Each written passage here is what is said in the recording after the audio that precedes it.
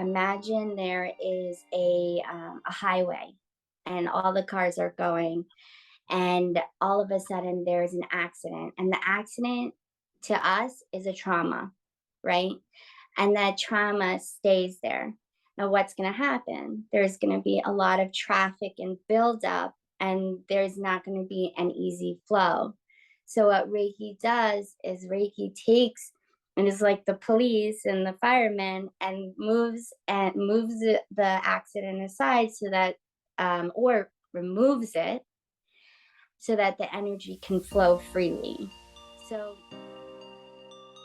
on Connecting the Dots, we aim to redefine what the term healthy means by learning from experts, identifying different areas of our life that impact our well-being, and becoming our greatest health advocates.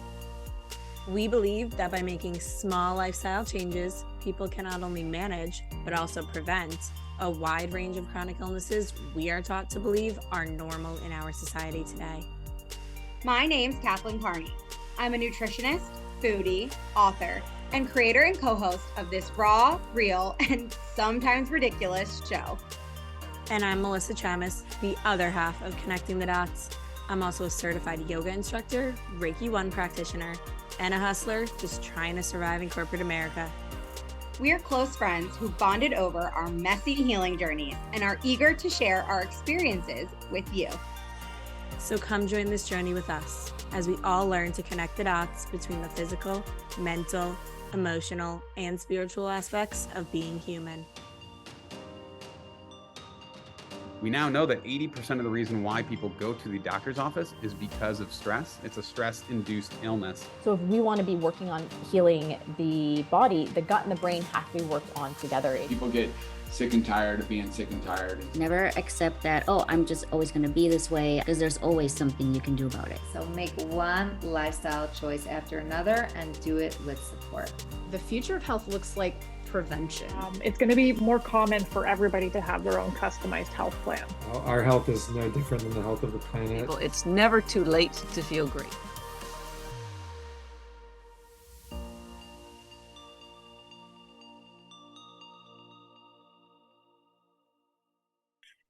Hello, everybody. Welcome back to Connecting the Dots. We are now on episode 13, lucky number 13. I cannot wait for you all to hear this episode because we have my dear friend Danielle on, and she's going to talk about so many different things. Before we get into that, I do mention this in the episode. I had actually met her through my acupuncturist because she introduced us because I wanted to learn more about Reiki, and I had actually never gotten Reiki done. I had just heard about it. So naturally, I'm like, sure, let me get certified so I can actually learn and understand how it works. And Danielle explains it really well in the episode, so I'm not going to try to explain it. And I am only Reiki 1 certified, and that mostly means I can perform Reiki on myself, my close family and friends, and even my dog. But it's just so fascinating how much I learned through her and how much of a light she is in this world. And she's just so interesting and has so many experiences. So Danielle Leibovitz is an intuitive shamanic Reiki master and Kambo practitioner. She facilitates certain plant ceremonies as well as cleansing rituals. She also offers Akashic readings and palm readings. She has been practicing Reiki for over 8 years and teaches level 1 and 2, and also offers one-on-one services that consist of Reiki, drumming, sound bowls, and more. Danielle has a passion for helping men and women from all walks of life evolve and grow through the transformative powers of healing medicine. So we want to keep this intro short because this conversation is about 2 hours long, but we cover so many topics. So you are definitely going to want to listen to it. And in this episode, we talk about things like the 7 chakras, how they play a role in Reiki, what Reiki even is, generational trauma, what Kambo is, which is a plant medicine, the benefits of sound healing using crystals, what the Akashic records are, performing shamanic cleanses, salt baths, the power of intention, and she even shares her experience of doing an exorcism. So she performed an exorcism on someone and she got an exorcism performed on her. And it is a wild story, so highly recommend listening if you're interested. Yeah, and Danielle was actually the first person who talked about Kambo. And as Melissa mentioned, she is a Kambo practitioner. And so she gave us a little inside scoop on what it is and how she runs her Kambo ceremonies. And I was so intrigued. And Karen, who Melissa said introduced her to Danielle, is also going to be a guest this season, and she's also done Kambo before. And so of course, talking to them both about it, I was like, okay, for sure, this is something that I have to do. And I had asked Karen in our conversation, I was like, how do I find a Kambo practitioner near me? Because they're on the East Coast. And she said something along the lines of, Kambo will find you. And I was like, okay, I guess it'll find me whenever the time is right. Make it happen. And so it did. Actually, as fate would have it, I was following someone on Instagram who was doing like an Ask Me Anything. And I forget what the question was that I was interested in, but they referred to the owner of Natural Infusion Partners in Dallas. So I clicked on her page, and lo and behold, her first saved highlight was Kambo. And I was like, interesting. Let me see what she has to say about it. And she had just posted it like 2 days before.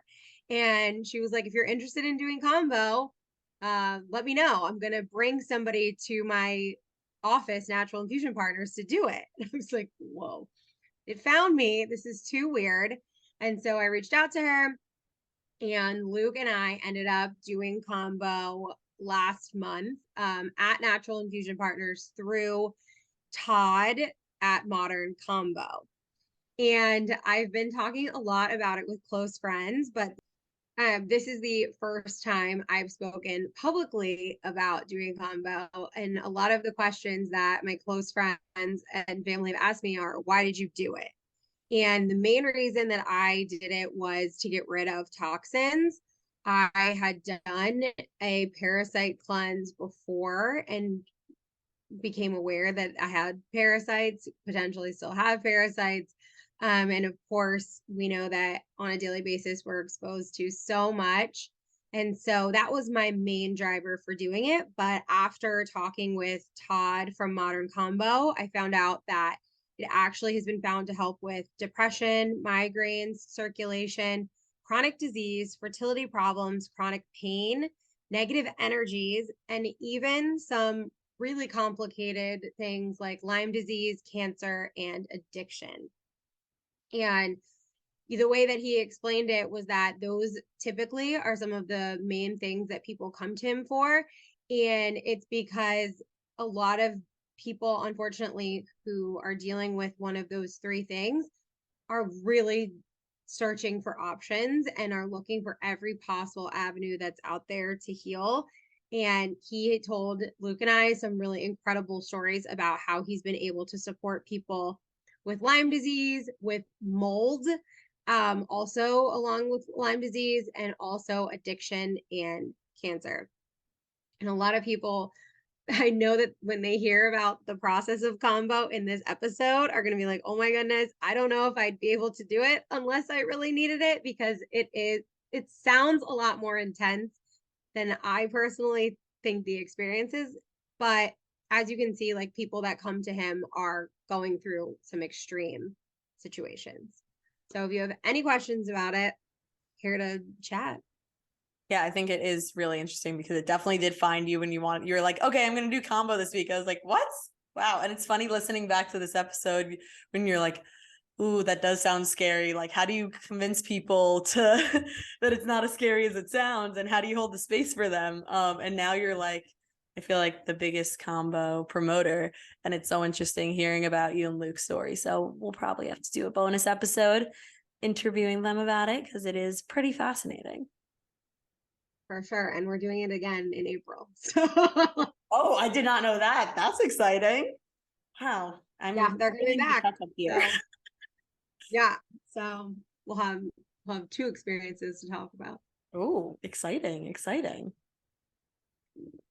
Yeah. So with that, we will let you get into all of the juiciness that Danielle has to offer you. and we'll move into our ads. It seems like allergy season has already started, so it might be time to bring out the big guns if you suffer from seasonal allergies and need some pollen protection. One of my favorite products to recommend to clients is Organic Olivia Spring Defense Tonic. I love it because the Spring Defense Tonic uses stinging nettle and turmeric. Nettle is commonly referred to as a natural antihistamine, and turmeric helps the body metabolize histamine. You can order Organic Olivia Spring Defense Tonic and support the show by using the link in our show notes.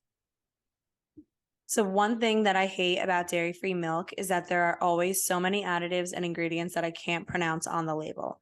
That's why I love Joy, which stands for just one ingredient. I also love that they sell the bases for dairy-free milk, which is much more cost-effective because you can choose how much you want to add to your lattes, smoothies, oatmeal, and more. We recommend starting with the instant organic oat milk and organic almond milk base. So head to the link in the show notes to purchase and use Kathleen Carney Wellness at checkout to get 10% off. Hope you enjoyed the episode. And as always, take what resonates with you and leave the rest behind.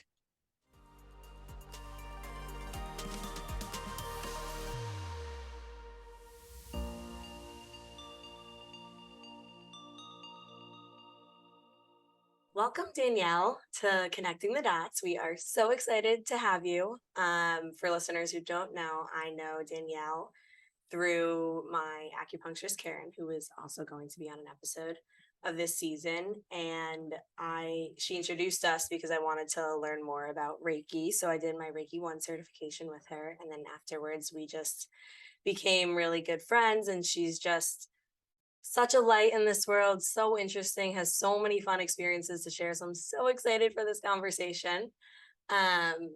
So we like to start off with a little icebreaker. So what is something that you're reading, watching, or listening to? Well, I am currently in school, so the only things that I am reading are textbooks.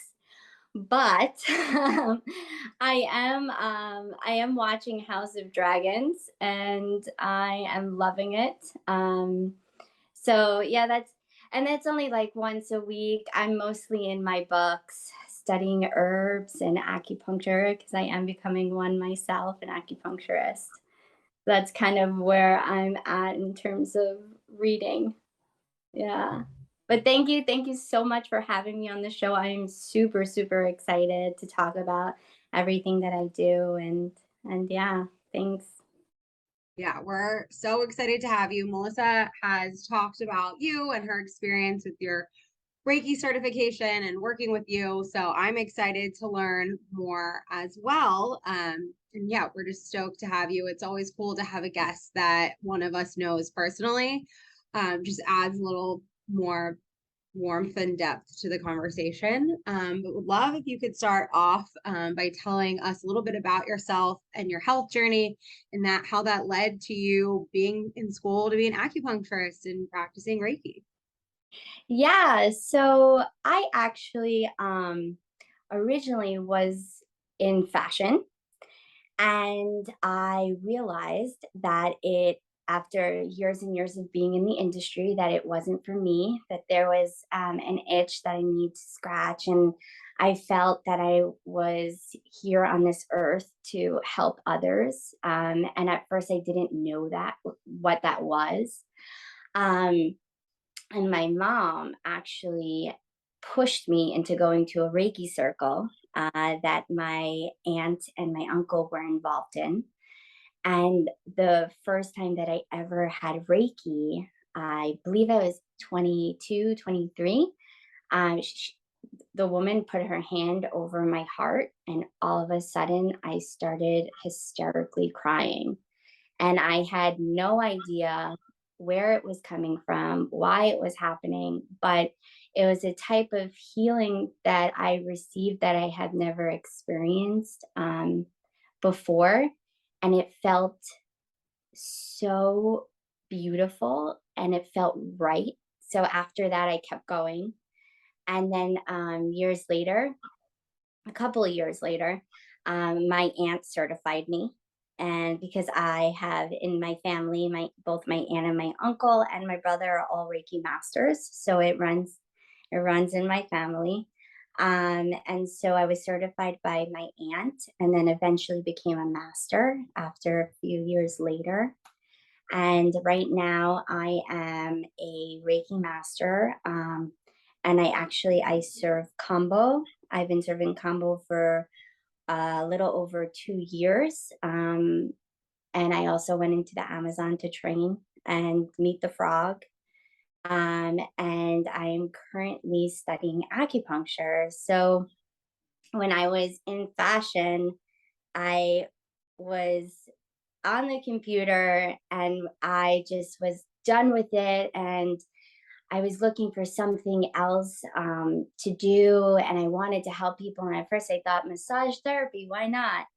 And then when I saw this school that was offering it, they were also offering acupuncture. And I remembered getting acupuncture and feeling so amazing afterwards, and how it helped and my energy levels increased. And I was like, you know what, let me try this. And without even thinking, I applied to the school and ended up getting in. And now I moved to Florida to finish my career here. And so I'm currently almost done. I have a year and a half left. And I'm super, super excited to finish and help others. So that's kind of been my journey. I mean, my journey is not over. It's a lifelong process, but within that journey, I've experienced a lot of different things, and cleansings and plant medicines and beautiful people along the way that really helped me. So yeah, that's kind of my journey so far. Yeah, I love how you went from fashion to now this healing world. It's definitely a huge jump. But I think it's also amazing that your family introduced you, because not everyone has that. Like me, Kat's family is also very into health and wellness, so she got it from them too. So it's kind of nice you had that introduction. But can you talk about what Reiki actually is for listeners who have never heard of it or just don't understand it? Yeah, yes, definitely. So Reiki it's a modality where energy is transferred. So you as the practitioner are the vessel that is channeling this life force energy. So Reiki stands for universal life force. So you are the channel for this energy, and the energy flows through you, through your hands, and you transfer that energy onto your patient or your client. The Reiki itself, what's great about Reiki is that it has an intelligence of its own. So whether or not you know that you're sending Reiki to an area where the patient or the client needs it, it's going there regardless. And even after the treatment is over, the Reiki energy is still flowing in the body. So it's still helping you hours, even days after. I know that I have had experiences after a treatment where there was like days later and I'm still releasing from that treatment, because the Reiki is still flowing through me and opening up all of these blockages that I had in my body that were creating stagnation. So it's really, really beautiful. Yeah, and there's 3 different levels of Reiki. There's level 1, which is just being able to receive the energy, and transferring it to other patients, like to your client. And then there's people say that there's 3 to 4 depending on the practitioner, right? 3 or 4 levels. So level 2 is where you actually know the symbols. You have the symbols put into your hands, and you know them, so you can say them out loud or to yourself. And you use those symbols to help you further help the patient. and then there's 3 or 4 depending on the practitioner, on the teacher who teaches. But for me, I teach 3 levels. 2 levels. And but the 3rd level is the master level, and that's when you're able to teach like what I can do. Yeah. That's so cool. And so I'm curious about the symbols. Like, what do you mean when you say, like, you know the symbols and you can utilize them? Because I'm just going to stop there and ask the question first. Okay. Yeah, no worries.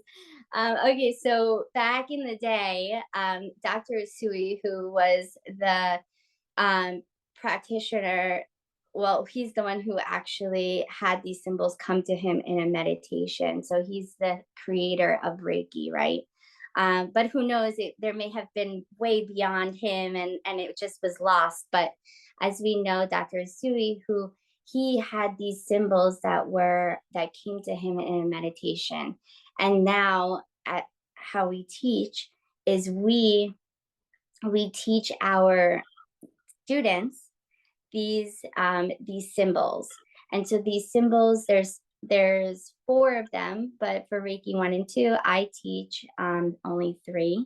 And it's one is the power symbol. So this is the symbol that is most often used. It's the one that enhances all the energy and actually enhances the other 2 symbols. The other ones are the emotional and mental symbols. So let's just say someone is coming in with a heartbreak, or someone is super depressed, or having anger towards a loved one or whatnot. You would most likely use that symbol, the emotional mental symbol first, and then following the power symbol to boost the energy of the emotional and mental symbol. And then we have the distance symbol. And so the distance symbol is really helpful because I can work on you distantly. So I can be working on you right now. I can be sending energy to a past experience, a past trauma of mine. I actually send Reiki to myself right now, maybe like an hour ago. Cool. So that's how it kind of works, because in reality, time is just man-made, right? So it all exists we all exist at the same time. So you can use the distance symbol with anything, with manifesting what you want, with sending it to an interview, sending it to a test that you're about to take. So the distance symbol is really, really cool. That you learn in level 2. Level 1 is just basic, just getting you connected to the energy and working on yourself, and then also working on your loved ones. Yeah, hopefully I will sooner or later do Reiki 2 and the rest of the levels with you, and learn those symbols. I'd be on. Oh, it'll happen, don't worry. But yeah, I thought it was so fascinating when I learned the past, future, and distance piece too, because I was like, how does that work? But the way you explain it with like time is like man-made and everything is energy, so it makes sense. So can you talk about like what are some of either the benefits of Reiki, or what are some of the things that Reiki can help people heal from? Because I know you said like breakups and whatnot, but yeah, so there's so many benefits with Reiki, mentally, physically, emotionally. You can use Reiki for creativity. You can use Reiki to help you heal past lives, past traumas. You can use Reiki for manifesting, even bringing more energy. If you're feeling fatigue and low of energy, Reiki to channel that energy and to kind of like help. So how I kind of like give people an image is that, imagine there is a highway and all the cars are going, and all of a sudden there's an accident, and the accident to us is a trauma, right? And that trauma stays there. Now what's going to happen? There's going to be a lot of traffic and buildup, and there's not going to be an easy flow. So what Reiki does is Reiki takes and is like the police and the firemen and moves the accident aside so that or removes it so that the energy can flow freely. So it could be used for anything, for depression, for sadness. I mean, I Reiki myself almost every day before I go to bed to help with sleeping, because I kind of suffer a little bit with insomnia. So I use it for myself. I send energy to my womb, um, especially like women who want to become pregnant and are having issues, like sending energy to your womb it's such a beautiful experience, and like you're releasing a lot. We don't realize how much that we hold there and how much we've kind of all that stagnation that we've developed over the years, like meeting other people, that energy transfer, and that we don't realize that it stays there because we have never released it. So there's so much that Reiki can help with. I've had clients come in for heartbreak, for abuse, like sexual abuse, so many things, like just to even calm down from stress and anxiety. And I've worked on a few pregnant women, which was such a beautiful experience, sending Reiki to the baby itself and feeling it kick. Oh my God, what an experience. It's super cool. That was actually one of my first clients, official clients ever. To feel that baby kick after working on her was just it was so incredible. Such a beautiful experience. Yeah. So yeah, sorry, that was like a rant, but there's so much that I can help with. No, I think that you did a really good job of going through the list of things, from like more major situations to even just like everyday occurrences. And that's something that when Melissa and I were thinking about what we wanted to talk to you about, of how could we make this applicable for listeners in two of the situations that we'd love if you could kind of talk about how Reiki could help with, is like before a really stressful meeting or a conversation that you have to have. And also something that's been really intriguing with us is like before eating or drinking alcohol. Okay. Okay. Well, let me say something a little bit about that. It's not recommended to channel the energy when you are on alcohol. However, before, yes. Before is fine. But yeah, even just sending yourself even like for 5 to 10 minutes, just sitting in a quiet place, sending yourself energy into the areas, like sending yourself energy to your liver. You can, by using the distance symbol, you can send yourself to the microscopic cell in your body.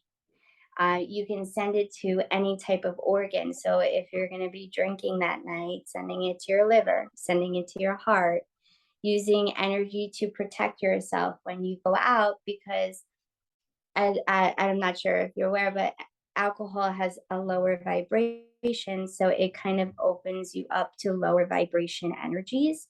So you want to be able to protect yourself, so you can use the Reiki energy to create this bubble around you, so that when you go out, you are protected always.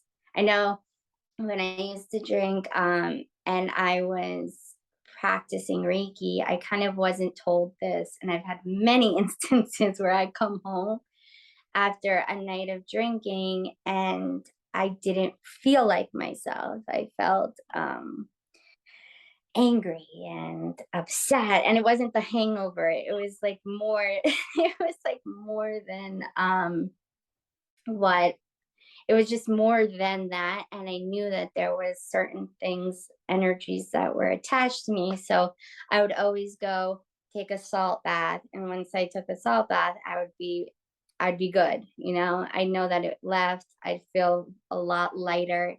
It's more of like this feeling of heaviness, but yeah, so in terms of sending energy before drinking, that's something that you can do. Sending energy to, and like, say if you're going to an interview and you're nervous, or dealing with a conversation that you're nervous about, you can send energy to the conversation, send energy to the room, kind of envision the Reiki filling up the room with light and love, and just sending energy to the conflict itself. So with Reiki, the only thing is that you can't send energy to people who don't know that you're sending energy to them. It's this kind of law of like free will, so you want to send energy to the conflict itself, send energy to your future self. And then also, again, you can even just send energy to yourself. And so what works on that, right? Sending Reiki energy to your throat chakra so that you're able to communicate freely.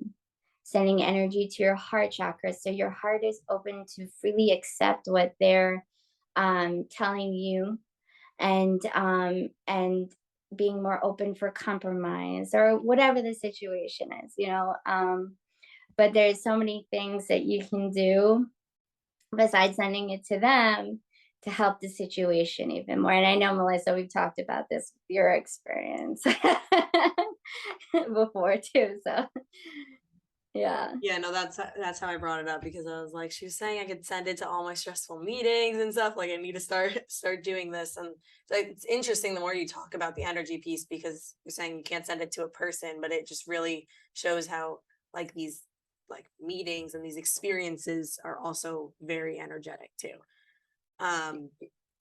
But you touched on the chakras, so that was going to be my next question. Can you talk about how the chakras play a role in Reiki? Yeah, definitely. So we know that there's, I don't know if everyone knows, but there are 7 chakras, and chakras are these energy centers. And each chakra represents something different, right? So how Reiki plays a role is that a lot of the times, actually, like almost every client that I've had, I kind of observe them first before I work on them. And a lot of the times the majority of their chakras are closed, especially their hearts. And I feel like that's very normal, especially in this society, that we're so reluctant to open our hearts fully that we close them. And, because we're such social beings, we can create these walls due to other people hurting us. So what happens is that a lot of the times when the chakra is blocked, it's imbalanced, and we can experience things like, let's say, like emotional imbalances, right? So if our heart chakra is blocked, it's usually because of grief. And this can kind of manifest as many things. It can manifest as pain in the heart, or it can, like, physically, it can manifest as your shoulders and tension in your shoulder area and the chest. It can manifest emotionally. So there's many different things that it can manifest as, especially, so in your throat chakra, right? So when people are too afraid to speak up, or they, instead of being able to express their truth, and who they are, because they don't, they're afraid of people not liking them, their throat chakras end up closing and becoming blocked. And this can result in, if it's physically, I've seen people with, Hashimoto's, people who have like kind of like cysts in that area, or even just low voice, issues with like coughing and stuff like that. And it's all because they're not able, they just kind of suppressed their voice, and they weren't able to speak up, and their throat chakras is like wanting to be helped, you know, and opened. So chakras do, these energy centers do play a really important role. And I usually, when I work on people, that's the first thing that I work on. I work on their chakras. And a lot of the times, like, because I'm more intuitive, I go into their chakras and I see certain things that are causing these blockages, so that afterwards I'm able to speak to them and explain, okay, so this is why this was blocked. Now, how can we work on that? And gradually, every time that I see them, it gets better and better. I also have been noticing, since I've been in acupuncture, that Reiki and the meridians. So in acupuncture, there's 12 meridians. And I kind of, I guess, like, it just came to me intuitively, why not send Reiki to these meridians? So I've been working with the meridians in the body as well, which also, in a sense, correlate with the chakras. They're kind of like the extensions of the energy centers. And so by working with both of them, you're getting all of the energy circuits in the body. And so there's been really close success and with that as well. Yeah. So cool. Oh my gosh, that's so sick. I feel like we had on a theta healer for this season as well, which I don't know like all the similarities and differences between Reiki and theta healing, but you both use energy and also utilize the chakras. So there's definitely some overlap. And we had talked to her name's Emily about was how like there's ages that also correlate with the chakras. And if you've had a trauma at that age, it could stunt the development or the growth, your growth of that chakra. So that's kind of just like my baseline understanding of how, you know, things can get blocked or closed or not fully developed. But are there other reasons that your chakras could, you know, be blocked or closed or just not fully developed? Yeah. So, oh, I could like talk for hours about this. So from what she was going off of, if I could just explain it to you. So the root chakra, which is the one that's closest to the ground, right? That is your, let's just say it's your structure. So when she's talking about like things happening as a kid that can stunt the growth, so it usually happens there, right? So that's where the imbalance happens. And when the structure is off or something is stunted, then how can you create that house, right? How could you build on that? And so the root is really one of the most important. I mean, they're all really, really important, but the root is kind of where it creates that base. And then you have the sacral chakra, and the sacral chakra it's based off of your relationships, right? It's based off your creativity. It has to do with money, and so anything that happens with those in those categories, right, is going to throw off your sacral chakra. So it's going to create an imbalance or a blockage. And depending on the severity of that, it can either just like stop and like completely close, or it can just kind of like go back and forth, and just like, because you can tell the difference when a chakra is completely blocked, when the energy is not moving whatsoever, or when there's just an imbalance where the energy is kind of just all over the place. And And again, so that is blocked by guilt. So the sacral is blocked by guilt. The solar plexus is blocked by shame. And so for the solar plexus, it's all about your will. It's who you are, right? It's that strength. Whenever I think of the solar plexus, I think of like a lion, right? And so when someone close to you or whoever kind of makes you feel insecure or less than, that is when your solar plexus starts becoming unbalanced. And then you have the heart chakra, right? So like I said, the heart chakra is blocked by grief. If someone is dying, if someone has died, if someone is dying, if you have a heartbreak, anything that has to do emotionally, that will be blocked. And then you have the throat we talked about, and then for the third eye, it's the illusion. So it's our illusion that I don't know, it's hard to say, but like that 9 to 5, right? You go to work, you got to do this, you got to do that. The illusion of being a certain label, of being the mother, the daughter, all that stuff, they're just labels, but it's not who we are. So that illusion is what blocks here. And then it's the ego that blocks our crown. So if our mind is in control, if we need to be in control of everything and we just don't allow the universe to provide and accept what it is, then we block our crown from connecting to divine. So that's kind of like a quick run around. I hope that was helpful. Oh yeah. Yeah, definitely one of the best explanations of the blockages and the chakras. Okay, awesome. You can definitely go very in depth with the chakras since they impact everything. But it's interesting when you're talking about the throat chakra.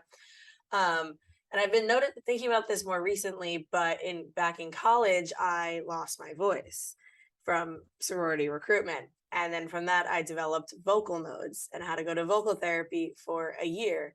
And back then I was always very always caring so much about what other people thought, always just not really speaking my truth and everything. And I never realized that until more recently when I've been doing this work and kind of a lot more open with my communication. And I was like, wow, that's probably how it manifested. Because I was talking from the back of my throat and kind of all my posture and learning to talk different pitch and tone and all this different stuff and projecting more, kind of had to relearn that aspect. So yeah, and it's not just you, it's because back in the day, women didn't really have a voice. So a lot of the women that I work with, their throats, their throat chakras are very close, and a lot of the times they end up having cords that are connected to them because they care so much. We care so much about what people think because we've always been silenced. It's funny because I had a client, well, it's actually a friend that I was working on for a really long time, and I worked on her once distantly, and I heard her ancestors screaming out when I worked on her throat, screaming out help, like that. And when I finished, she heard the same thing.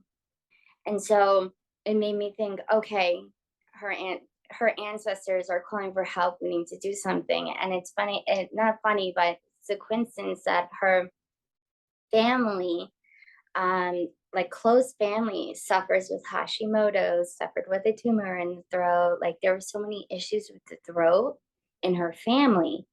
And so I kind of delved a little deeper and did more research with her.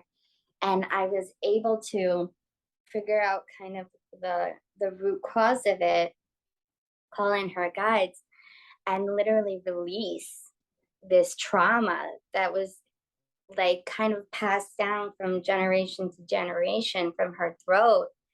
And I saw them all dancing in prayer and thinking and whatnot. And it's funny because none of her relatives knew she was doing this. And what her sister texted her that night and was like, I don't know, I feel weird, something's different. like things are changing. And she had no idea that that we did that healing together. And it was just such a beautiful experience, to be able to help her family, and not just her, but like the generations, so yeah, it's not just you. I had the same issue there, and sometimes I still need to work on my throat chakra, so good for you, girl. Yeah. Wow, that is such a powerful story. And I think that is like one of the coolest parts about getting into energy work is a lot of times like there are illnesses that people are doing all the right things to heal, and it's helping, but it's not healing. And I think some people just don't even think about the impact that generational trauma could have on their healing journey, or, how they ended up with illnesses already. And so I just think that you sharing that story is so powerful for people, and to really open their minds that maybe there is something else that they can try, or something that they haven't thought of. Because it's just so powerful. Yeah, and this is something that I love talking about, because this is something that I've been working on for a really, really, really long time with myself, healing my generational traumas, like ancestral traumas on my mom's side and on my dad's side, and seeing the difference in how my mother is as opposed to me, and I can see myself being the one breaking the chains. That's what I call it, to break the chains, to break that chain from all of that trauma and repressiveness that this energetic like karmic pattern keeps happening. To be able to break that, it's just amazing. I had so many stories, but I had an experience. I was in ceremony, actually a different ceremony, at the same time that my mother was in ceremony. So my mom was diagnosed last year with breast cancer, and she wanted to go the holistic route. So she doesn't have cancer anymore, which is great and amazing. But she needed to do the work, and she was seeing that I was doing the work, so she was encouraged, and she ended up going to do ayahuasca. And so for the first time that she was in ceremony, I was in a completely different ceremony, and I felt, so I called in my grandmother who had passed, her mother, and at the same time that we were in the ceremony, we both saw each other kind of holding hands in like a triangle, and breaking that chain, sending like love and light to the heartache of what our family has kind of had to deal with in women, like being the mother that needed to care for the children, and kind of like being in a relationship that was not beneficial, and just doing it for the sake of her kids, and kind of like seeing and like not being able to speak up for herself and kind of stand in her own power. So I'm talking about my grandmother, and then how it's kind of trickled down to my mother not feeling like not being able to speak her truth, and then me being able to break that and talk to my husband and tell him this is what I want, and kind of not like be the silencer and not talk to him, but like speak to him. And my mother and grandmother never were able to do that. So like seeing them and seeing us in that triangle, and like breaking that chain, and seeing my grandmother so happy. My mom said the same exact thing as me, and it was incredible and such a beautiful experience. And she felt so healed. My mother felt so healed after that. I encourage it for everybody. we don't realize the things that are passed down to us. In Chinese medicine, they talk about pre and postnatal qi. And prenatal qi is what is passed down from your parents. That's the essence that your parents combine together and give to you. And so imagine all of the stress, all of the traumas they've endured, all of that stuff, even what was passed on to them, now being passed down to you as a child, and you don't even know it. So there's like so many instances where people are like, why am I scared of this? Why do I have this fear? Why do I have anxiety? I don't understand why. Well, it may not even be you. You know? So there's so much to that. And I encourage everyone to kind of ask themselves these questions and travel down that journey and see what they find, you know? Yeah, it's so interesting you mentioned the pre and postnatal chi, because I've been hearing about that more recently, and I find that so fascinating. But also with the family piece, yeah, because I've been dealing with like some skin issues lately and all this other stuff, and I'm quote unquote doing all the right things and all the healing stuff. But been seeing an applied kinesiologist too, and he's been saying a lot of it is energy related and emotional blockages, even though like I do have some organ deficiencies and all of that stuff, but it's mostly that. And I keep thinking, well, I'm probably the person who's healing everything from my family generation. And I have family members who were in the Holocaust, and my mom's mother had a lot of different health issues. And so I feel like I'm just the accumulation of all of that. And my dad was in a war and all of that stuff. And I haven't really gone far down that path yet, been making more of that realization now, but I think that's really what all of this stuff is teaching me now. So it's very, very nice, honestly, hearing these stories.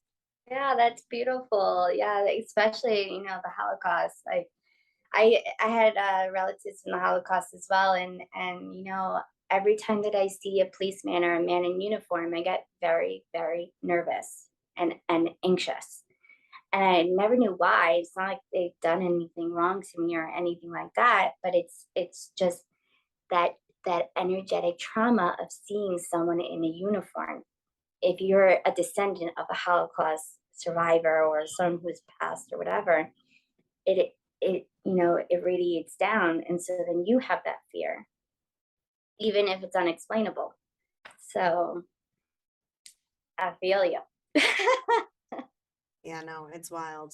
But I'm curious because I know when I was learning Reiki, you were talking about the left side and the right side of the body indicating different types of issues. And also when I was hearing about the pre and postnatal chi, I know that one side is one part of the body and one side is the other. So I'm curious if you could talk about what that is in Reiki and if there is any sort of correlation between that and the meridian. So yeah, you know, there's a lot of similarities between Reiki and Chinese medicine because it's in the same region. They've kind of developed, you know, within each other and whatnot. But actually, the similarity from Chinese medicine and Reiki is that they both believe that the right side is the female side, is the more feminine side, and the left side is more of the masculine, as opposed to the Western approach here in America. We believe the opposite.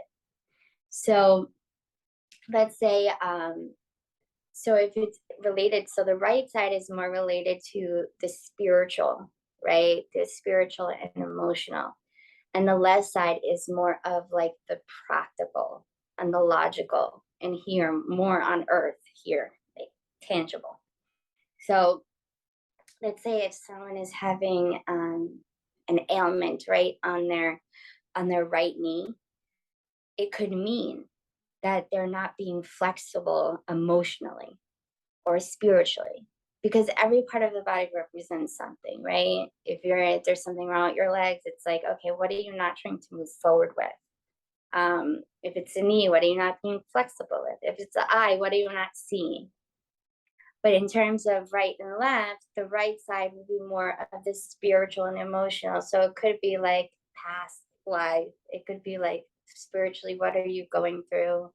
It could be emotionally too. So let me tell you, this last couple of months, I went through some serious healing, and my whole right side of my body was messed up. I had my right eye blew up. I was having like aches and pains, and like I would hit myself on the right side, and it was my spiritual body trying to kind of like balance itself. And also it was my body trying to tell me, listen, you need to see, what are you not seeing? And I guess that it helps you figure out if you're not as aware, if it's just like a normal person who's not really aware of things. Okay, why do I keep hitting my left thumb? Why did I bang my left thumb? Well, your thumb represents how you manage life, how you take life by the balls, right? And if you hit your thumb, it's like, what are you doing to sabotage that? Because you're hurting yourself. So why are you sabotaging yourself from taking life by that? What are you doing? There's so many like indications. So that's kind of like the difference between both of those. And in Chinese medicine, they believe the same thing, right? But also they believe the front and the back as well. The front is the more feminine side, and the back is the more masculine. So it's like the mother and the father. So whatever is going on in the front, right? In the front, it's more has to do with your mother's side. If it's more in the back, it's like your father's side. So there's a lot to like go deep into it. Yeah. So that's. I'm so intrigued by that because my dad's one of 9 kids. He has 8 siblings, and like more than half of them have back problems, back pain. 2 of them have had back surgery. Like that's just like a issue for them. And so it just makes me think of like, what did my dad's dad pass to all of them, half of them, for them to, so many of them to be having back problems? I mean, it could be energetically. It could be, what did your maybe your great grandfather, right? Maybe he wasn't there for them, or I don't know, like maybe his father wasn't there for them and then passed that energy down. Or there's so many cases, but I'm interested to hear more about that when you start diving diving deeper. Oh no, we're going to, because when I'm stressed, I get lower back pain. It's not like, and it's something that I've gone to acupuncture for, and like I know the correlation. So now that we've made this connection, we're gonna be diving in. It could be a trauma that your great grandfather or his great grandfather or his father had back then that was passed down to you guys. So if you can find that root and then energetically remove it, I'm sure you'll see a difference. Yeah, that's crazy. Wild. I'm just obsessed with this conversation, and I love how you keep bringing in your own personal experiences and stories, because I think especially with topics that are hard for some people to grasp, I think hearing these experiences of yours and these stories make it like relatable, and even if they still don't fully understand it, like have feeling towards it. And I love that. And something that I'm so interested in hearing about, because you've mentioned ceremony a few times, and at the beginning you said that you are also a Kambo practitioner. And so I was wondering if you can talk about what that is, how you got into it, and how it helped you and or others heal. Yeah, definitely. So Kambo is a medicine that comes from a frog in the Amazon. It's the Philomedusa bicolor frog. And what it does is it pretty much detoxifies the body. There's so many things that it can do. So there's like over 120 peptides in the medicine itself. And it can help with people with depression, all the way up to serious diseases like cancer and Parkinson's and people who are suffering with Lyme disease and so many different things that it can help. It also actually is able to penetrate through the brain barrier and work on that brain level. So it literally reboots your central nervous system and helps with immunity, helps with digestion, anything, lymphatic system. And so it's kind of, for me, it kind of reminds me of Reiki a little bit, as if it has an intelligence on its own. So it goes where it needs to go. So if you are like, we've worked on people who have had cancer and tumors, and it goes to those tumors and breaks them down. And I'm not saying it's a one-all cure-all, okay? But I definitely have seen significant improvement. And I've definitely seen have heard stories and have witnessed really beautiful breakthroughs. And for me, how I got into it, so Karen, as we talked about, you'll be talking with her tomorrow. She introduced me to Kambo. So my husband was actually a smoker, and it helps with people who are addicted, who have addictions. And so he was had a cigarette addiction, and I asked if this would help, and she said, yeah, but you have to do it 3 times in a moon cycle. So I was like, okay, let's try it. And I will do with him. Let's see how that goes. And at the time, me and my husband were kind of on rocky terms. You know, we got married really quick, and we were still learning each other, and it was rough. So when we did it, we both felt so amazing, but we also realized that it shifted it was like, it's hard to explain.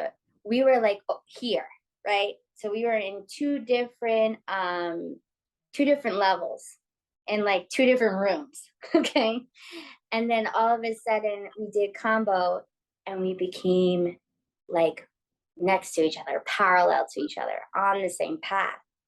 And we were able to fully communicate, and without like ego, and just with understanding and compassion. And it was just such a switch, and I couldn't believe the success of that switch, like how, because we were just like not understanding, we weren't getting each other, like, why I'm speaking this, why don't you hear me? And then when we did it, it was just like, oh, you hear me now, okay, we're like on the same term, we're talking the same language. And it changed our relationship completely. It actually saved our marriage. Like, I have a blog that writes about Kambo and how it saved my marriage. It totally did. It changed our path, our course, and to the point where we were doing it together. And then he came with me to the Amazon to learn how to serve. And so we serve each other. And it's just a really beautiful experience. And to have someone like that on like their own journey, but on the same path, it's great. It's amazing. So I give props to Kambo, and I highly recommend it. It like, I tell people, they say it's like a 60-day detox in one day.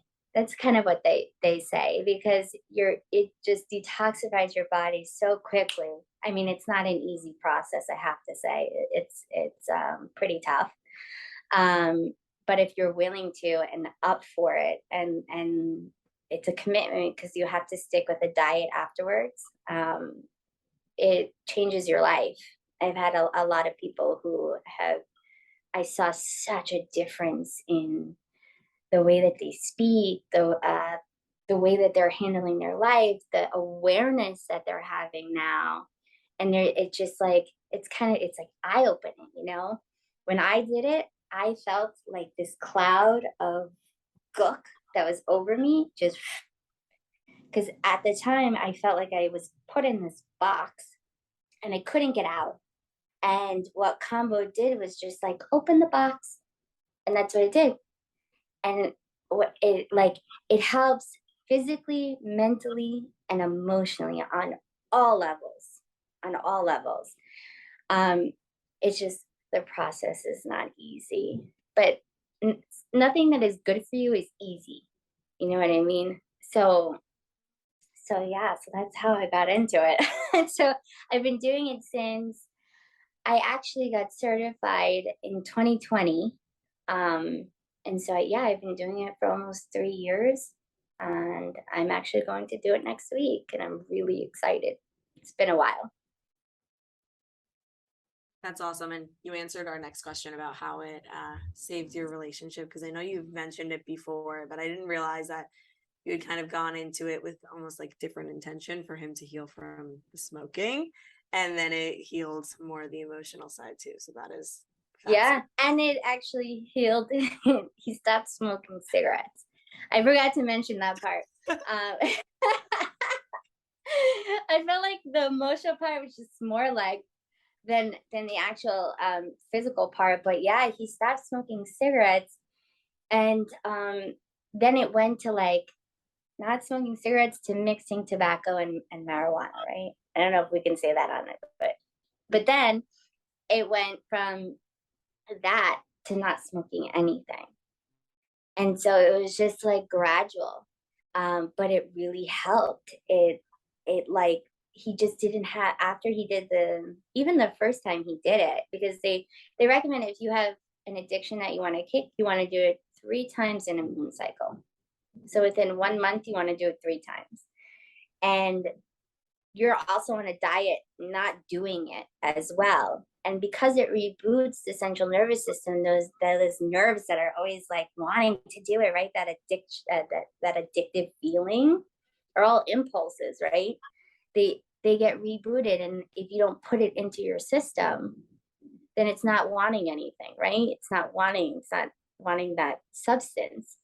So he was able to kick it for almost a year, and then he kind of got off the thing, but he didn't go back to just cigarettes. He was starting to mix, and then finally, gradually, as we kept doing it, now he doesn't smoke at all.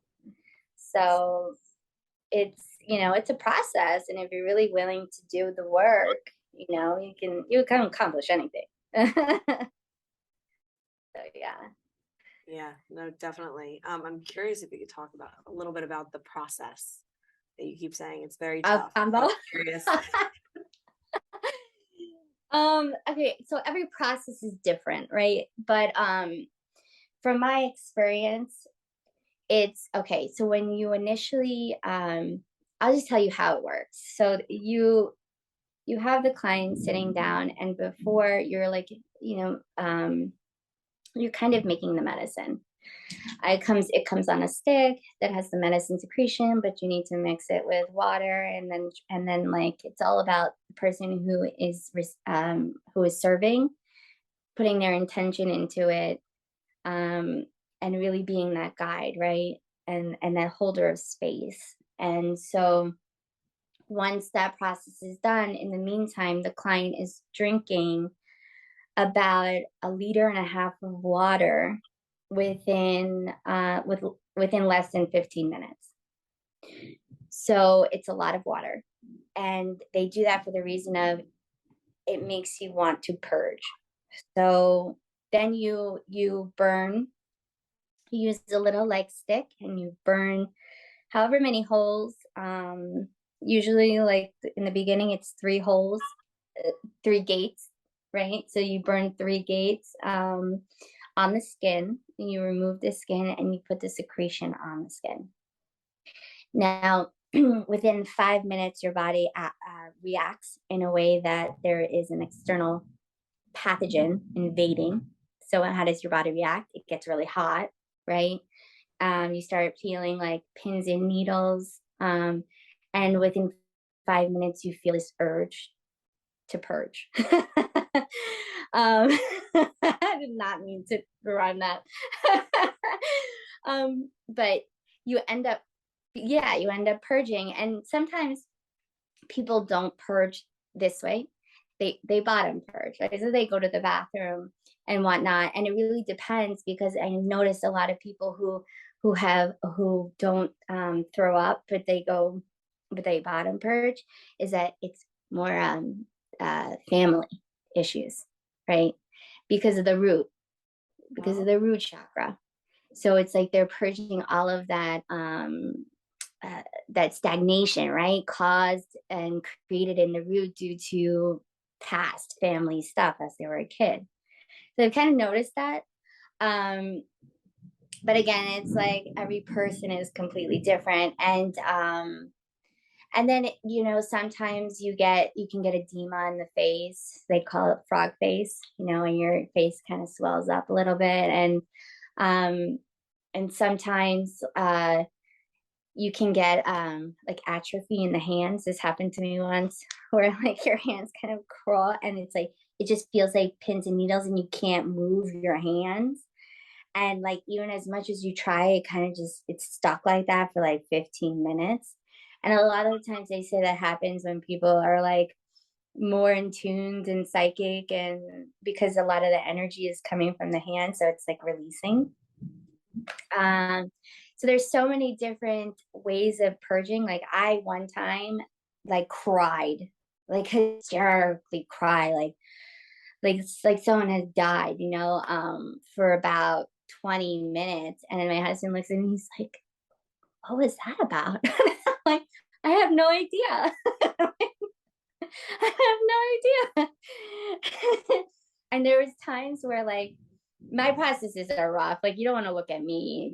I'm not a poster child for this medicine, but he is actually the poster child for this medicine. Like the beautiful way of like purging, and you don't even hear them purge, and then 20 minutes later he's like completely fine, and me, I'm like hobbling and like tremoring on the floor. And like speaking a different language, and just so much can happen. And again, every person is different, so like my experience is nothing like his, and his is nothing like someone else's. So it can last for about, I want to say about 40 minutes to 3 hours, depending on if the person is willing to let go. You know what I mean? If it's someone who's who's very in control of, of things, and like has a hard time letting go, their process will definitely be longer. You just have to, for me, and anytime I do any medicine, I just let go. I give it to the medicine. Like, I'm doing it for a reason, right? So why am I fighting it? You know what I mean? So like, you just want to kind of be open to it and allow the medicine to do its work. And then you deal with the consequences later. But they're all good. It's all good. It's nothing bad. It's just like, sometimes like I came out of doing Kambo and felt super energized, and I can go on for hours, but then sometimes I was feeling very fatigued and needed a day of rest. So I've noticed, actually, friends of mine have noticed that after doing Kambo, if you've had COVID, it's a really hard session. So I'm not really looking forward to it, but I'm nervous as well next week, because I had COVID in July. And so this is like, the Kambo is going to purge it, purge the sickness. And I know that it's going to be a really hard one, but I'm still very excited.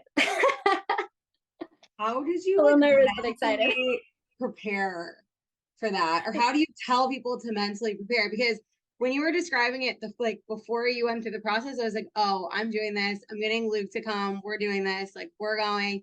And then you're like, oh, and you burn your skin, and then you purge both ways. And then I was like, okay, I still want to do this, but now I'm scared. Like, how do you get people to like not freak out?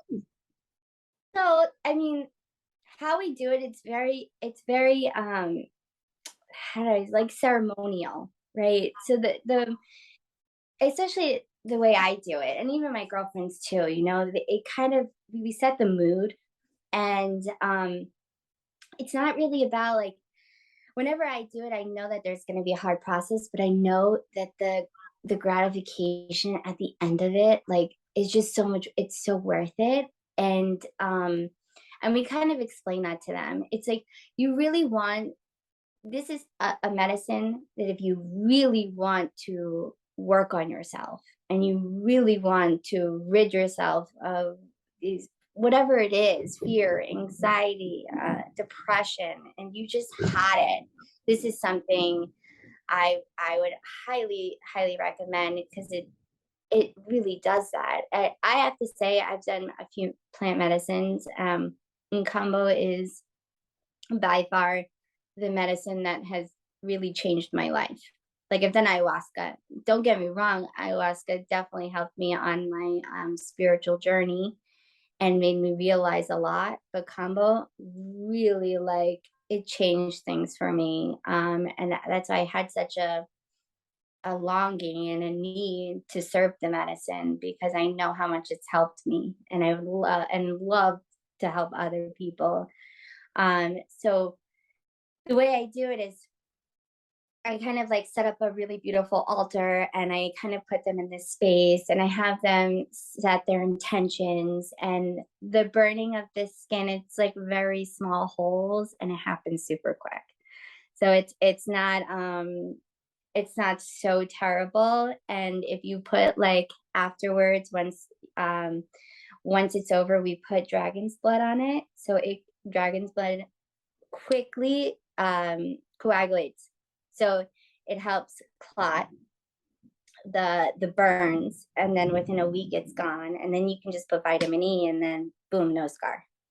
So I mean, for me, you can definitely see some of them, but it's only because I didn't really care, and I kind of like the warrior scars, you know.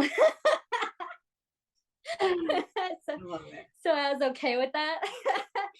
But we can also, like, what we do is we put them in, like, cool, like, either like a triangle, or if you just want the 3 dot, like, we do it in ways that you want it. So we always accommodate to the client. And then I use my drum, and I really like, I use different types of sound healing medicine, and music to kind of help move the energy. Sometimes it takes a while for the client to purge, and it's because they're having a hard time, whether there's a blockage or whether they are like mentally not ready to let it go. And by using different instruments, it allows that energy, and also takes them into a meditative state, so that they can, like, kind of be more open to releasing. And so yeah, and then I sing and whatnot. So it's just, like, very ceremonial, and it feels like nurturing, and you feel nurtured. So you want to make sure you're doing it with the right practitioner. And I can highly recommend, if you're I'm not sure if you're in New York. Are you in New York? Texas. Oh, okay. I don't know anyone in Texas, but I was saying, New York, definitely Karen. I can travel. Okay. Well, when you come visit Melissa, maybe you guys could do it together. Yeah, that would be ideal. Yeah. So it's just such a beautiful medicine. It's so funny you say the control thing, because I know that would probably be my problem. I mean, I would always joke back in college when we would drink, I was so good at not throwing up, because I feel like my body would just hold on to things. Which I also think is partially why I'm suffering and trying to heal all of that now, because I still have those toxins in me. But the fact that you brought up music and how it's a meditative state, like, for me, everyone knows I love concerts, I love music, and I feel like that's, like, even in college, like, when I was studying, the only way for me to quiet my mind was listening to music. So how do the sound instruments and healing instruments really, like, help people? And during Kambo sessions and even Reiki whenever you use them? Yeah. So like you were saying, like I was saying before, so I use different instruments, whether it's a drum, which I actually brought with me just because I knew it was a video. So I have my Native American drum. I made sure that it was made by someone who was a part of that, in that indigenous lineage. So when I use my drum, what the drum does, it's like the vibrations. So when you're drumming, it aligns with the beat of your heart, right? So a lot of the times we're not in our heart space, we're in our head space. Our head space is our ego, right? Our heart space is really connected to our body and how our body is feeling. So when you use the drum, it connects to that heartbeat and it allows your mind to release, and it allows you to go within and feel, right? And so I also use it to like bring up any energy. So let's say there's like energy that's like deep in there, deep in the muscles, deep in the channels and whatnot. I use the drum in a certain area for a certain amount of time to bring that energy to the surface, right? Because what the drum is going to do, it's going to vibrate. It's going to vibrate the energy and allow the energy to move, right? When it vibrates, it moves through things. So when I do that, it brings the energy to the surface and then I'm able to clear it. So I usually clear it with my feather fan. I clear it with my hands, my energy. I use certain things like this. I start to cut cords. And so my drum is like my right hand. And I also use sound bowls. So sound bowls is really good when you want to, I kind of, because my sound bowls are crystal. They're crystal sound bowls. So I use it to kind of bring in that angelic, like really beautiful, light, positive energy. So when someone is going through something emotionally, whether it's heartbreak again or whatnot, I use the sound bowl over their heart chakra. And it like kind of moves the energy around so that the person can release it and also sometimes understand it. So like I did it was my first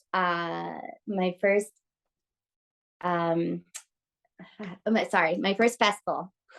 Got tongue tied. Okay, so my first festival I ever did, and I worked on this man, and like in festivals, everyone's a little, like having a really good time and like feeling really good. Okay, so I did Reiki on him, and what the Reiki did was like move the energy, right? And then at the end, I used the sound bowl over his heart, and all of a sudden, he started crying, started tearing. I was able to move the energy that was stuck there from whenever heartache that he was dealing with and release it. And he had such a beautiful release, and he was so thankful afterwards. So I find that sound healing tools are so key in practice. I mean, it's not necessary, but for me, I think it's personally key. I think it's just another tool to help the client because it's connecting to different frequencies and energies that you may have missed. So it's just like a really, really good add-on to a session. Yeah. I hope that answered it. Okay. Yeah. Okay, great. Yeah, that's amazing. Luke's my boyfriend. We went to like an underground crystal shop with my mom, and he like really wanted a sound bowl, and I was like, cool, like let's get one. So we have one. Can't say we've used it yet, but you're making me want to learn now.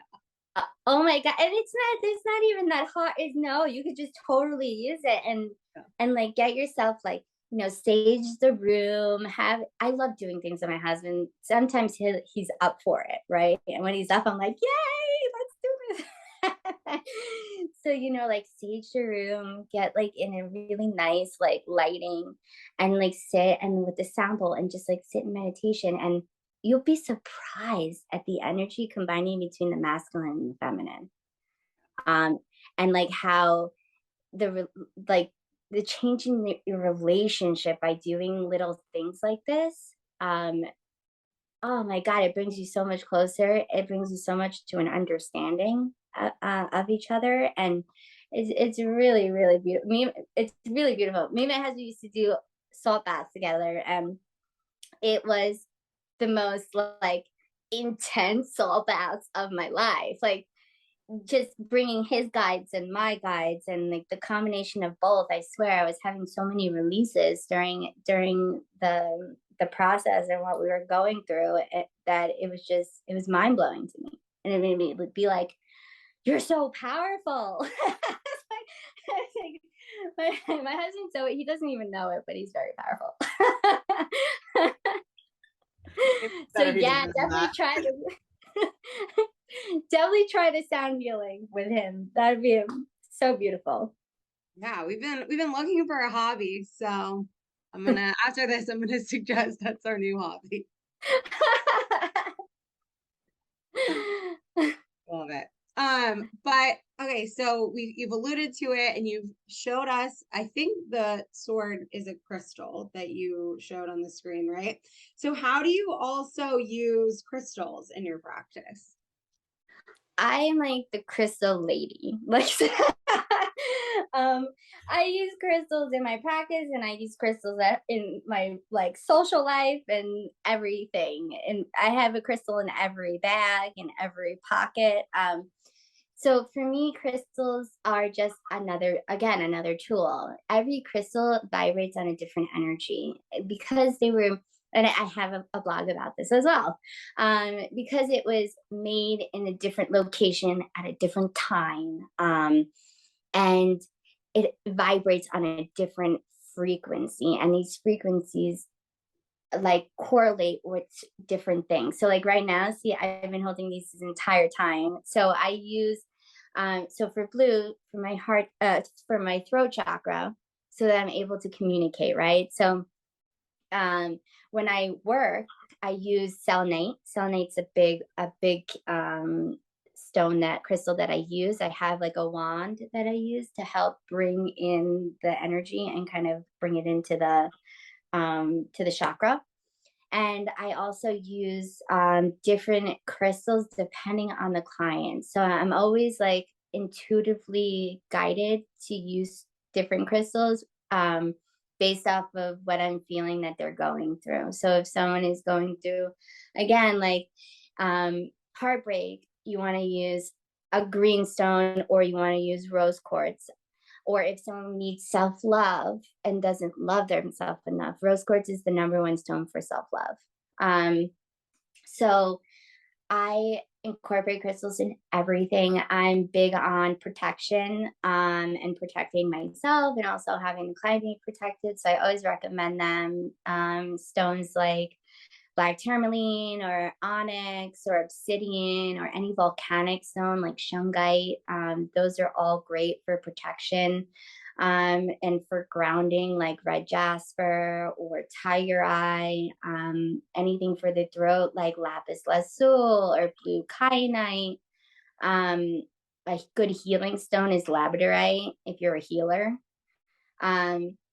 White quartz is always a go-to. White quartz is a universal stone for healing. So you can use this for anything, whether you're working on someone or for yourself. And I also, my newest stones that I'm obsessed with are these little babies. They're called lepidolite. And I use them to help access the Akashic records. So these are really good for accessing Akashic records, if that's, something that you are doing. And I currently just finished my level 2, so I'm able to read other people's records as well. So yeah, so that's why I picked up these babies. But yeah, I mean, and there's apps for it too. So if you're getting into it, like new into crystals, there's a crystal app that's amazing that you can just get on your iPhone, and anything that you see at a store, you can just look up, and they have all of the normal properties of it, and then also the spiritual ones, which is what we really look for.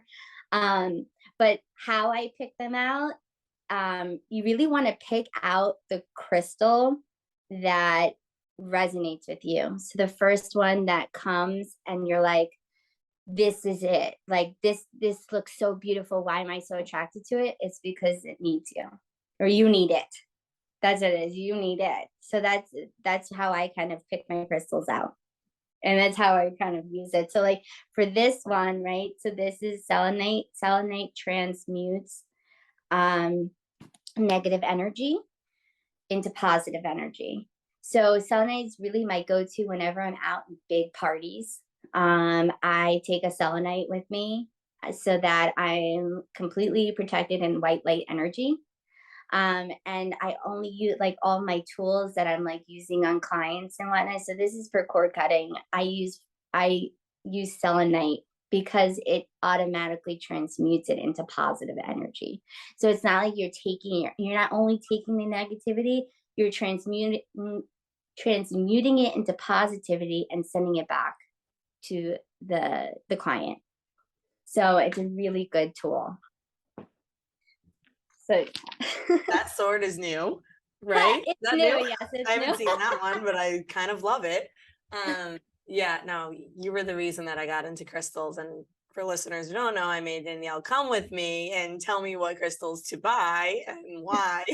So, because I did not really know much about it at all either. But like, yeah, when I got the lapis lazuli, I remember like picking it up and I was like, oh, wow, I feel energy in my hand. So then every time I have like a presentation at work, I will always have it like with me, and I feel like it's helped. And I never thought about crystals like that until I like actually felt it, which I think is just so cool. It's so cool. Like this lapis lazuli came to me in my first ayahuasca journey, and it was a friend of mine's, and all of a sudden like I was going through a really hard process, and after I kind of came out of it, I saw it on my mat, and I'm like, where did this come from? It was glued to me the rest of the night.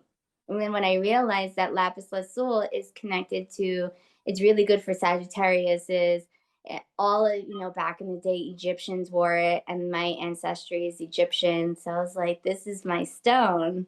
I kept it with me ever since. So it's like the crystal kind of comes to you. It calls you. That's so cool. I know you mentioned though the Akashic records, because I guess that's a new. I remember you telling me about Akashic records, and we've talked about it a little bit on that episode we had with Emily, the Theta Healer. But could you talk a little bit about that and you getting certified to do that? How that? Yeah. So I got I started level 1 in March, and I just in August finished my level 2, and so I'm still like new, but it's been such a beautiful journey. So what the Akashic records are, I kind of tell people it's like the records of your soul. So you can access this energy, this frequency through a prayer. And when you access it, it's like they have these guardians of the library, and the library, like the gate holders, right? The keepers of the records. And you're pretty much connecting through this prayer to them. And when you connect, you can ask them anything. But the thing about it is that it needs to be specific. The more vague your question is, the more vague the answer is going to be. So you really want to make sure that your questions are very specific and to what you really want to get out of it. And so when I did level 2, I have to say it was, it kind of helped me get to another, ascend to another level. So of like healing, of my gifts, of everything. Like I'm more clairvoyant now. I've been developing my clairaudient, audience, and I was more clairsentient always, right? Super empath, can feel everything. That's kind of gotten even stronger on top of like developing more like gifts. And it kind of felt like I secured my hole in my auric field after I did this level 2. And what they taught me was how to be able to help others access past lives and help them and see if I can help them release these past lives. Also generational traumas and energies that, you know, have been passed down, to see if whether or not I can help others figure that out and help them, and even cut cords. So that's kind of when I got this. is right after that training, where I was able, it was just another way of, I've cut cords before energetically through Reiki, but this was like more physical, being able to have the person get into that meditative state and think of the person that they want to detach from, that's kind of been holding a big chunk of their energy, and help them cut it. And so we worked on that as well. And there was just so much, like so many things. I got so much healing from that, and so much understanding. And I was actually able to release a past life of mine from that experience. Like I had a girl tell me exactly how to do it, because I had like this crazy fear of death and I had no idea why. And she explained to me why it happened, and that I was, you know, buried alive. And so I needed to reenact that situation. So I had a friend bury me in the beach, all the way up to like literally like this. Like the rest of my body was in the sand, my whole like head, everything, body. And as he was putting the sand on me, and I kept feeling it getting heavier and heavier, woo, my myself started freaking out. But it was such a beautiful experience. I was able to release it, and now I don't get that feeling of anxiety every single time I think about death. So it's very healing just to have a knowing of what, you know, could possibly be. Like if you have a fear of spiders and you have no idea why you have a fear of spiders, well, it could be something happened in another life, or it could be passed down from your parents or whatnot. But the Akashic record can help you figure that out. So it was such a great experience, and I've already had a few sessions with people, and they're beautiful. So I'm super excited to continue that journey and see where that takes me. That is so fascinating, so cool, and something that I would love to explore for myself too. In the episode with Emily, I talk about how I have this like fear of heights and like falling. And similarly, she said, similar to you, I was like, could this be a past life thing? She could be like, it could be. She also said it could be a generational thing, or she said it could be like the manifestation of a bigger fear that I'm like, oh, but I'm like labeling it as that.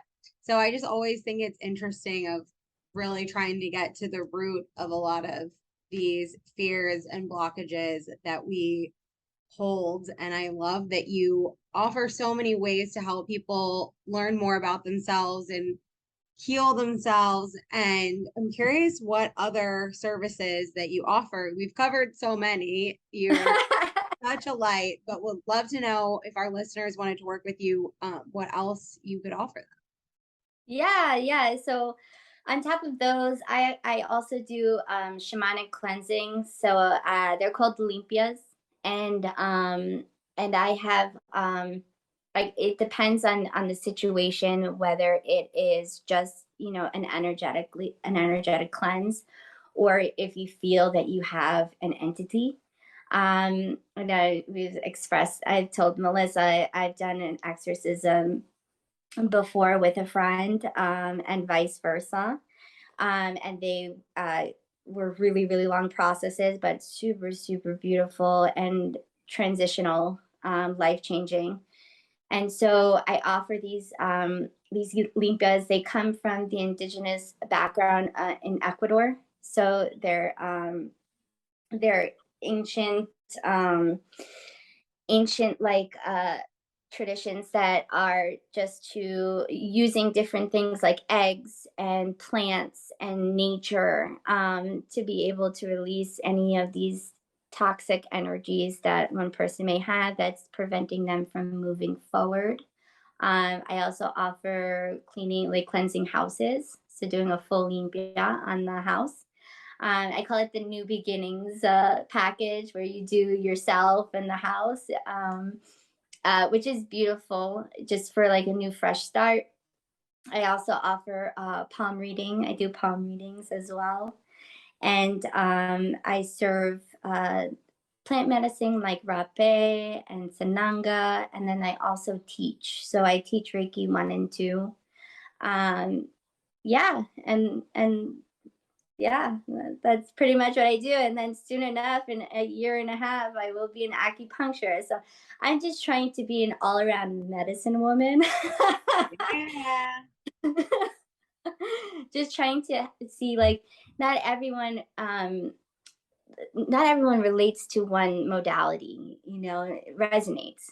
Let's say resonates. Not everyone resonates to one modality. So my goal as a healer is to have multiple modalities so I can be able to help any person that comes into my studio or into my office, and, you know, kind of create a curriculum and health routine, or, you know, treatment that will help them specifically for what they're going through. So that's, I'm going to be a never-ending student. Love that. I love that. No, I think it's so important because, like you said, not everyone connects to one piece, but you have so many different experiences. So many reasons people can work with you. Yeah, exactly. But I know a lot of listeners are probably going to be curious. Can you talk a little bit more about your exorcism? Because I was so fascinated when you first told me. I was like, I need to know all the details. How did this work? What did it feel like? Everything. So the process was really, really long. It was about 5 hours.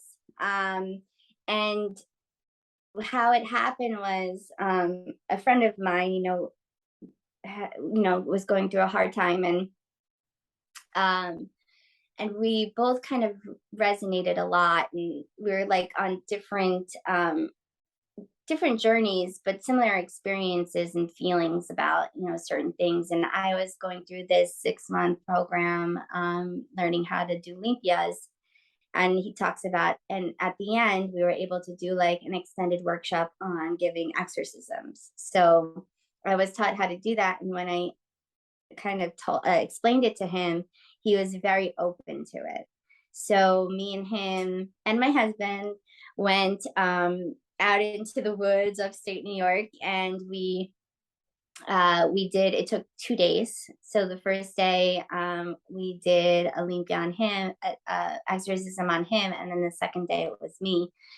And it was extremely like hard. It was not easy because the energy is so intense.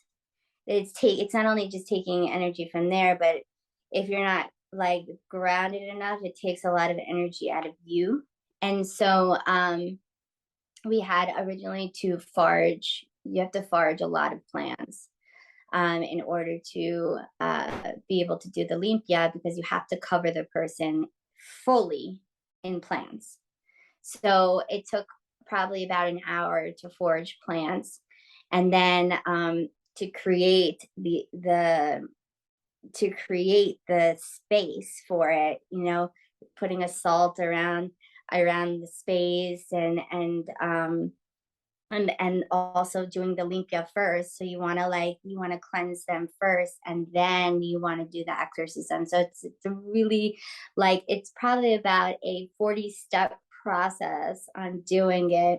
And the entire time, thank God for my husband, he's like the fire keeper. He had that fire going for 5 hours, and it was with wood that was only foraged. So it wasn't like we had wood. He had to go and get wood like every 20 minutes. He was out grabbing sticks and stuff to keep the fire going. And it was really hard and intense. And the entity fights. It doesn't want to leave its vessel. You know, it doesn't want to leave its host. Let's say that its host. And you're not used to seeing something like this, right? It's not normal. Like, people say, "Oh, you did an exorcism?" They're like, "Whoa!" Like, and I'm not gonna lie. For my first time, it was you know, for a second, it's a little like jarring, because you don't expect certain sounds and things to come out of the person as they do, but then you just like, you're like, okay, boom, boom, boom, and I'm being humble, because I'm not going to say I'm an expert at it, but it was something that I felt was a really nice, like, it was a learning experience, and it was beautiful to see him afterwards, and the change, and how he was, and then how he was before, and then how he is now, and it was amazing. And for me, I was doing screams like someone was killing me, like someone was I wasn't even like, it wasn't even me. Like, I can remember my mind was there, but my body was acting different. You know, it's like there was like such a disconnect. And at first they thought that someone was going to see us because I was screaming so loud.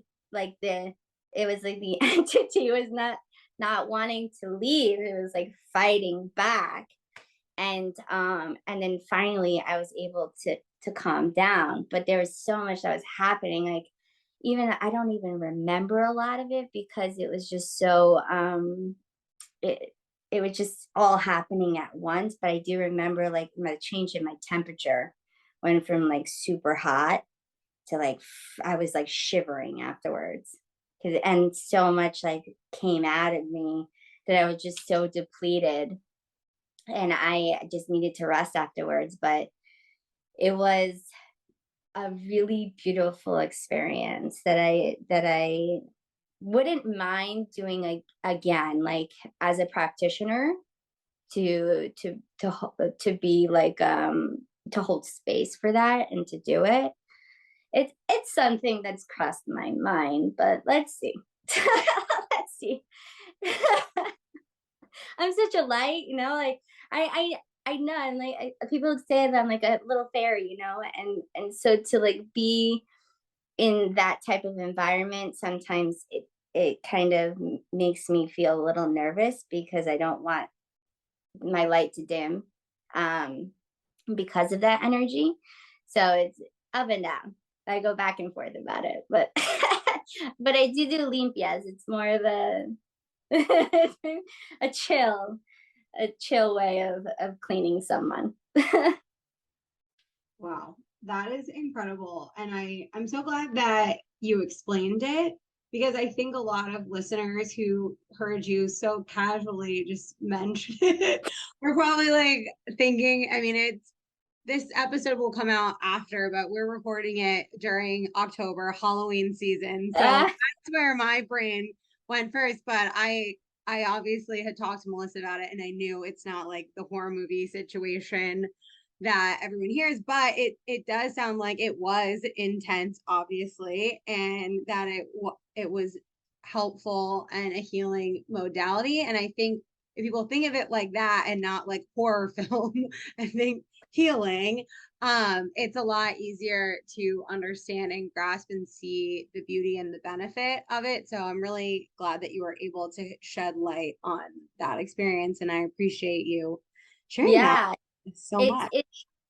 It's because I had run-ins with entities before, you know, before I became like super spiritual. I was kind of messing around with meditation, and I didn't know the aspects of like how deep you go.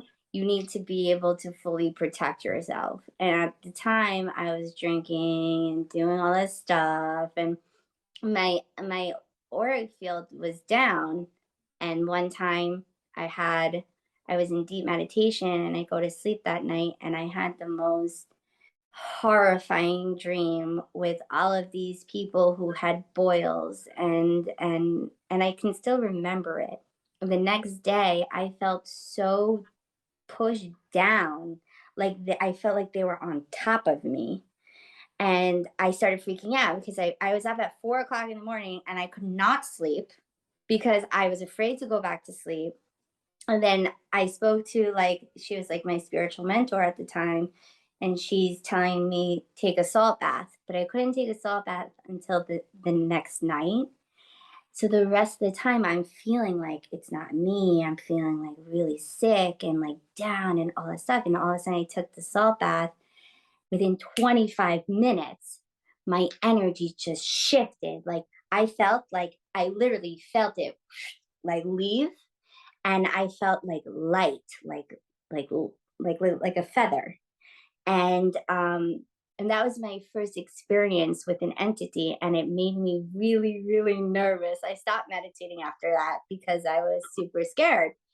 And so now to be able to be this woman and strength and help other people release these things that they don't even know that they had, although my friend did, but like in terms of doing limpias as well, um, it's really like beautiful to experience and to be a part of, because entities are not just they're not what you see in the movies, right? You don't physically see them. You can feel them, and if you're clairvoyant, maybe you can see them, but it's more of like they're blocking you from your truest and highest potential. And so what we want to do is to release them so that you can be your true self. And so they were, at the time, they were blocking us from ascending to the next level, and that's why we took that step in doing it. So yeah. Wow. And I think you honestly, yeah, because a lot of this stuff honestly like scares me when you talk about it, but like when you also explain it, I'm like, okay, yeah, now I feel like a lot more comforted, or like working with you, I feel, yeah, I would only do combo with you, and like an exorcism. I don't know if I'll ever do that, but I feel like the way you explain it and like hold the space and everything, it just makes people feel comforted with that. But also, you keep mentioning salt baths, and I don't know if this is a dumb question, but is it just like Epsom salts, or is it like a special salt, or is this something that everyone?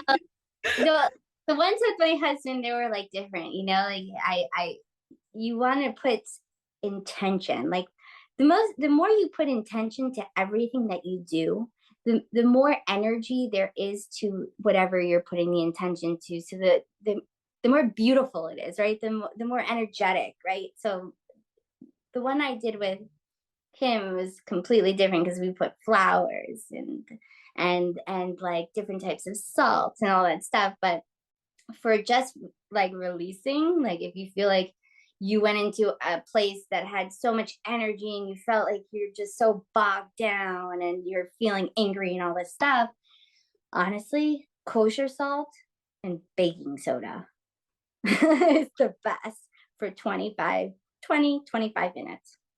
Kosher salt and baking soda. That is what really helped me when I had this entity. But then sometimes, like if it's just like one of those, if you do salt baths every day, I was using I use different salts. Sometimes I do Himalayan. Himalayan is more of a fire element, right?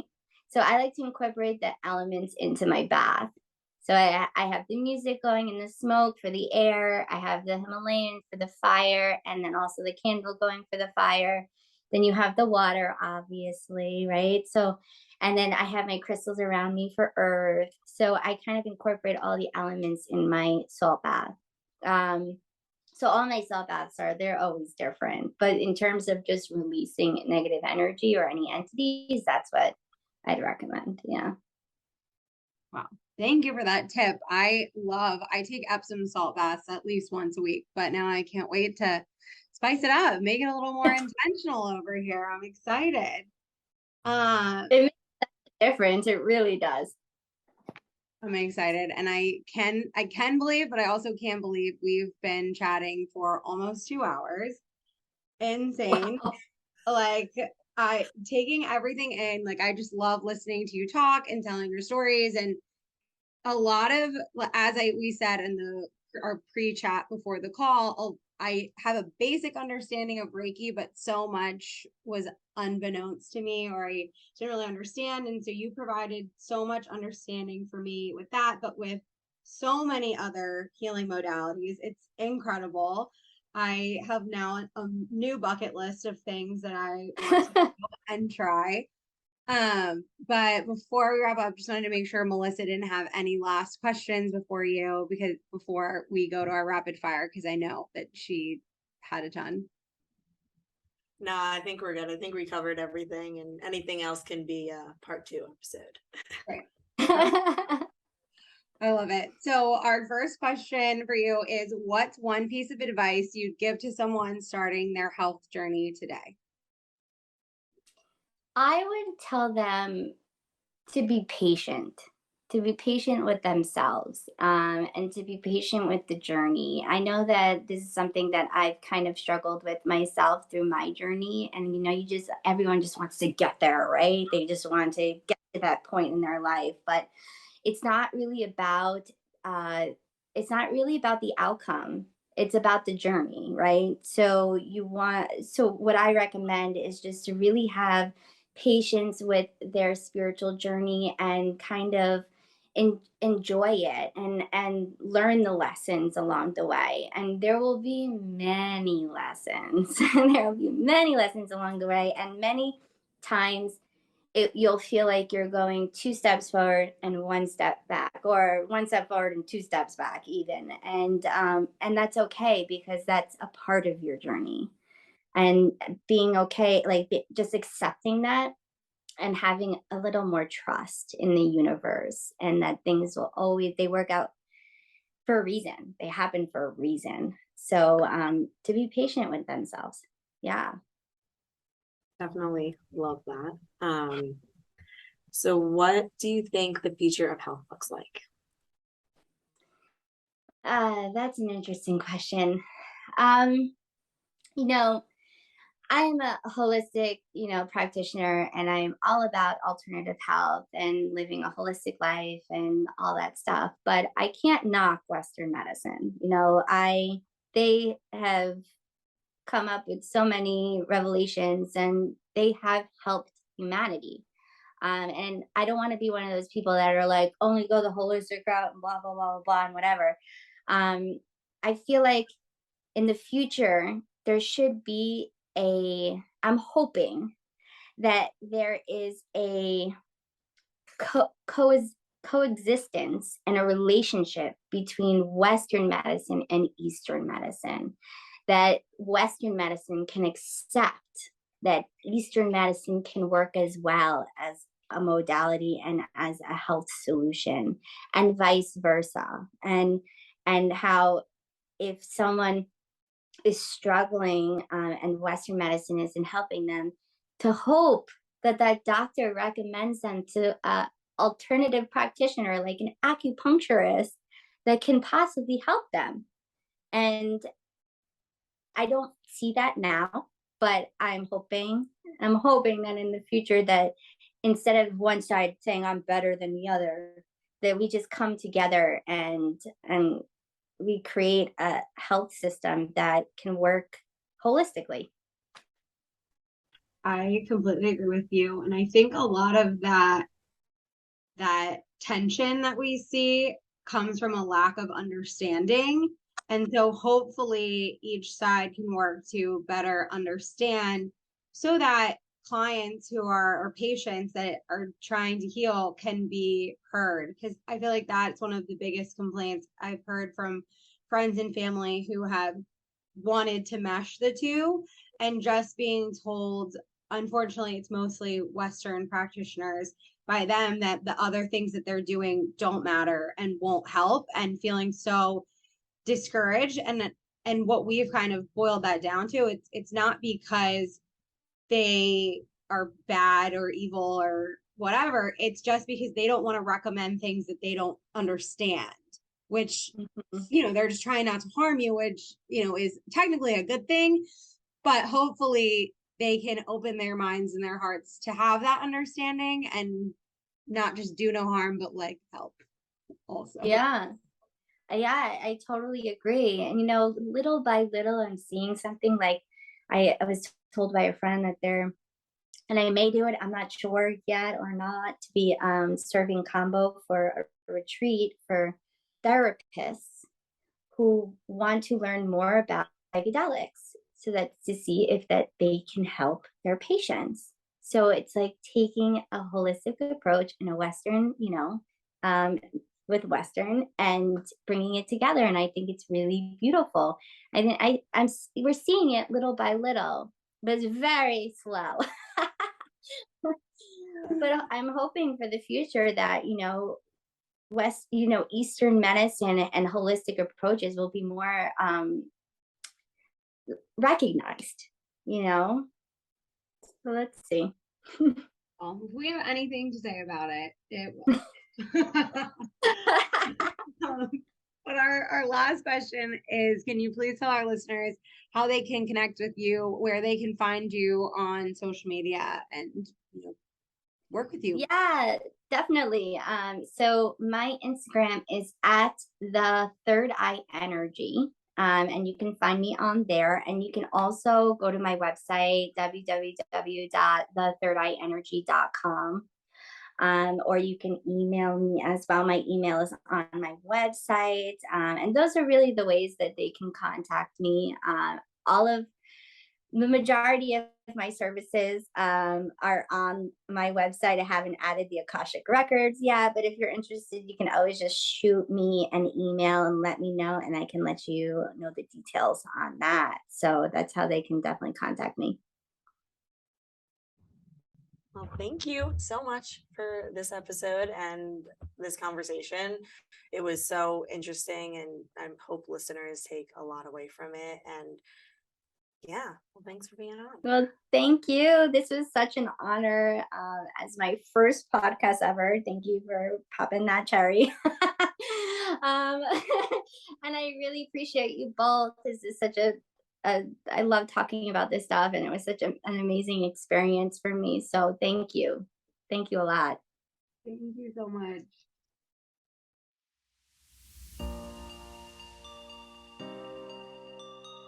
We hope you enjoyed this episode of Connecting the Dots. If there was something that resonated with you, or you simply enjoyed the show, please share it with a friend, leave a 5-star rating and written review, and subscribe wherever you listen to podcasts, so you can be the first to know when a new episode is released. And if you'd like to further support us, please subscribe to our YouTube channel and follow the show on Instagram at connectingthedots.podcast on both platforms. We're also on TikTok at Connecting the Dots Podcast. We have intentionally curated resource guides that go with every episode to give you the tools, resources, and information you need to make tangible changes at home. You can purchase these guides at kathleencarney.com/resources. If you would like to work with me directly, you can also go to kathleencarney.com/services and book a free discovery call to decide which service is right for you. Make sure you follow me at Kathleen Carney Wellness on Instagram and TikTok. And I'm Melissa Chamis on Instagram, and The Lazy Yogi separated by underscores on TikTok. And we'll link all this information in the show notes to make it easier for you. We appreciate your continued support and look forward to hanging with you next week.